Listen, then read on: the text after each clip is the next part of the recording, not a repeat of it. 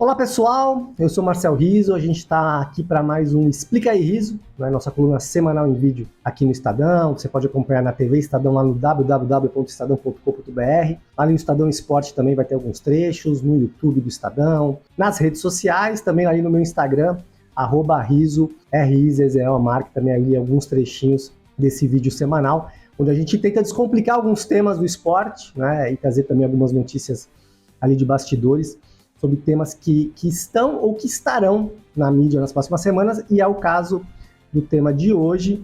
É um tema que provavelmente nas próximas semanas vai aparecer bastante aí na mídia esportiva, na mídia em geral, e a gente vai tentar aqui antecipar um pouquinho algumas informações e também explicar para vocês por que a Copa do Mundo pode ser que tenha 64 seleções em 2030, é isso mesmo, né? Vamos lembrar que a Copa do Mundo no ano que vem, 2026, que vai ser disputada ali nos Estados Unidos, no México e no Canadá, já vai ter um aumento de 32 seleções para 48. Serão 104 partidas no ano que vem, nessa Copa do Mundo lá na América do Norte. Para 2030, há um projeto apresentado pela América do Sul, prestem atenção, pela América do Sul, para que 64 seleções se enfrentem em 128 partidas.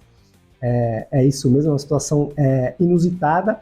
E por que ela pode aparecer nas próximas semanas, pode ser intensificada nas próximas semanas, essa informação? Porque daqui pouco menos de um mês, no dia 15 de maio, vai acontecer o Congresso da FIFA. Vai ser justamente na América do Sul, vai ser em Assunção, no Paraguai, lá na sede da Conmebol. É o Congresso Anual da FIFA, onde se aprova os gastos do ano passado, 2024, se aprova o orçamento dos próximos anos, e o tema dessa Copa do Mundo com 64 seleções deve ser pautado ali durante o Congresso. Não deve ainda ter uma votação se vai aprovar ou não. Eu acredito que vai ser elaborado, vai ser aprovado, que seja feito um estudo para ver se realmente é válido essa ideia de ter 64 seleções em uma Copa do Mundo. Mas como o Congresso está se aproximando, vai ser lá em Assunção, no Paraguai, esse tema deve ganhar um pouquinho de fôlego nas próximas semanas. E já antecipando aqui para vocês, eu estarei lá fazendo uma cobertura, acompanhando de perto esse Congresso pelo Estadão. Então nós vamos trazer aqui em texto, em vídeo, informações, notícias de bastidores, entrevistas ali com o pessoal que vai estar nesse Congresso. São as 211 associações filiadas à FIFA que participam do Congresso, que vão estar lá em Assunção, Luque, né, cidade próxima de Assunção, na região metropolitana de Assunção, e eu vou estar lá acompanhando o Estadão, quando esse tema deve ser um dos temas ali que vão ser abordados no Congresso, um tema bem importante, que é o aumento do número de seleções, mais de 120 jogos aí nessa previsão. O ano que vem vão ser 48, vai pular de 32 para 48. A gente tem que lembrar o seguinte: esses aumentos de número de seleções em Copas do Mundo tendem a calhar para quem está ali como presidente na ocasião, para ganhar apoio. Enfim, você aumenta o número de seleções, muitas seleções que vão estrear numa Copa do Mundo, aumentando esse número de times que podem participar. Aconteceu lá com o João Avelange, né, o brasileiro que presidiu a FIFA por muitos anos. Ele aumentou em 1982 foram para 24, de 16 para 24, né? Depois o Joseph Blatter, que foi o sucessor do Avelange, aumentou lá na Copa da França em 98 para 32, e foram 7 Copas seguidas até 2022 no Catar, com 32 seleções, até esse aumento já com o Gianni Infantino para 48. A gente até entende que o Infantino tem um mandato um pouco mais equilibrado, né? Os outros, o Avelange e o Blatter, em alguns momentos precisaram realmente ali de apoio para se manter no cargo. O Infantino tem uma situação ali um pouco mais calma. A FIFA, depois do FIFA Gate de 2015, 10 anos atrás, realmente está numa situação um pouco mais estável ali, mas de qualquer maneira vai ter esse aumento para 48 e a possibilidade da 64 em 2030. A gente, para entender como se chegou a essa proposta, né, de 64 seleções para 2030, a gente tem que entender um pouquinho como se chegaram às sedes dessa Copa de 2030. Eram duas pré-candidaturas, certo? Era uma pré-candidatura da Europa, Espanha e Portugal, e uma pré-candidatura da América do Sul, que no primeiro momento tinha ali Uruguai, Argentina e Paraguai, e depois o Chile acabou integrando aí era uma candidatura quádrupla, né, aqui da América do Sul. Em dado momento, Marrocos se juntou a Espanha e Portugal. Então, que era uma candidatura europeia, virou uma candidatura euro-africana, né? E ganhou muita força financeira, né? Porque Marrocos vai colocar muito dinheiro nessa organização da Copa do Mundo, vai colocar muito dinheiro na construção de estádios. E, claro, Espanha e Portugal têm o apoio ali da UEFA, da União Europeia, enfim, é um continente com bastante poder ali para fazer investimentos. E o segundo motivo que ganhou força é porque a escolha de sede de Copa do Mundo é feita em um congresso, com o voto das 211 associações. Juntando Europa e África, a gente chega a mais de 100 votos. Ou seja, a América do Sul, que tem 10 votos, teria que concorrer contra uma candidatura conjunta de 2 continentes com mais de 100 votos, aí já quase enfim, metade aí dos eleitores da FIFA. Seria muito difícil a América do Sul vencer a concorrência. Entendeu isso, né? No ano passado, o presidente da Conmebol, Alejandro Domingues, entendeu que seria muito difícil vencer essa candidatura e fez uma sugestão para o Gianni Infantino, que é o presidente da FIFA.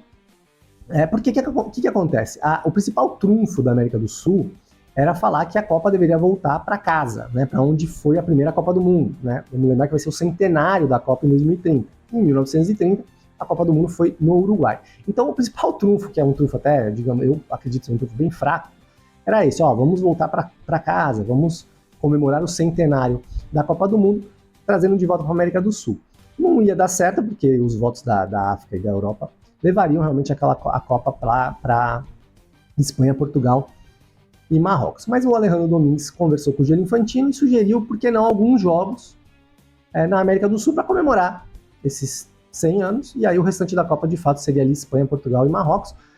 O Infantino aceitou, então ficou definido que os 3 primeiros jogos da Copa de 2030, um vai ser no Estádio Centenário de Montevidéu, né, onde foi a final da Copa do Mundo de 1930, um no Estádio Monumental de Núñez, em Buenos Aires, estádio do River Plate, e o outro no Paraguai, ou no Defensores del Chaco, que é o estádio mais tradicional lá que vai precisar de uma boa reforma, ou então em um estádio que a Conmebol quer construir, certo? A Conmebol ainda quer construir um estádio ali no Paraguai. Estava um pouco condicionado a ser a Copa do Mundo inteira no Paraguai, mas mesmo com um jogo só ainda tem essa possibilidade, e aí a gente guarda essa informação um pouquinho para entender lá na frente também por que a América do Sul está propondo esse aumento aí para 64 seleções e não 48 em 2030. Definido isso, o Chile acabou saindo, né? Então vão ser jogos só na Argentina, no Paraguai e no Uruguai. O Chile ganhou de prêmio de consolação a organização da Copa do Mundo Sub-20, que vai ser esse ano, 2025, vai ser realizada lá no Chile. Então estava pronto, estava formada a Copa do Mundo, né, com 103 jogos aqui na América do Sul e 101 partidas ali na Espanha, Portugal e Marrocos. Mas no começo desse ano, primeiro o presidente Inácio Alonso, que é o presidente da Associação Uruguaia de Futebol, deu uma entrevista falando que apresentaria para a FIFA essa sugestão de, em vez de 48, 64 seleções. Para quê? Para comemorar o centenário da Copa, e quanto mais países presentes seria mais bonito, e isso. E a Conmebol abraçou essa ideia, e no último congresso que teve da Conmebol, um congresso recente da Conmebol lá em Assunção, o tema apareceu, o Infantino chegou a gravar um vídeo falando algumas situações, e o tema acabou surgindo desse aumento, de aumentar aí para 64 seleções. Qual é a ideia da América do Sul? Que não sejam só 3 partidas da América do Sul. Se você aumentar de 104 para 128 partidas, a ideia é que mais partidas ocorram na América do Sul. Não se sabe quanto, se metade, talvez não metade, mas se ocorram mais, pelo menos a fase de grupos inteira, de Argentina, Uruguai e Paraguai, né, como cabeças de chave de grupos, que eles não precisem depois viajar lá para Espanha, Portugal e Marrocos. A ideia da América do Sul é que tenham mais jogos aqui, por isso que eles querem que aumente para 64 seleções, consiga fazer não só 3, mas mais partidas, e talvez também um estádio lá no Paraguai, que está um pouco empacado, essa situação desse estádio, um estádio que seria da Conmebol, ele possa sair de fato do papel. E como que está essa situação? As federações podem apresentar, no Congresso a FIFA pode analisar, pode colocar em votação. Não é o caso, eu acho que não é o caso que vai acontecer agora nesse Congresso, daqui pouco menos de um mês, lá em Assunção. Eu acho que vai ser elaborado um estudo para ver se viabiliza ou não essa ideia. Já tem informação que a UEFA é contra, e a CONCACAF, que é ali a Confederação das Américas, da América do Norte, Central, também é contra. né? Então acho que vai ser muito difícil a Conmebol, tem ainda a Ásia, a África aí que poderiam apoiar e tal, numa votação lá para frente, mas realmente eu acho que vai ser complicado a Conmebol levar adiante isso, como foi quando a Arábia Saudita, aí já a pedido da FIFA, levou aquela ideia de uma Copa do Mundo a cada 2 anos, também acabou não vingando. O que eu ainda estou apurando para saber é o que a FIFA de fato acha dessa ideia de uma Copa do Mundo com 64 seleções. A gente não está claro se a FIFA apoia, né, se é uma ideia que a FIFA quer abraçar.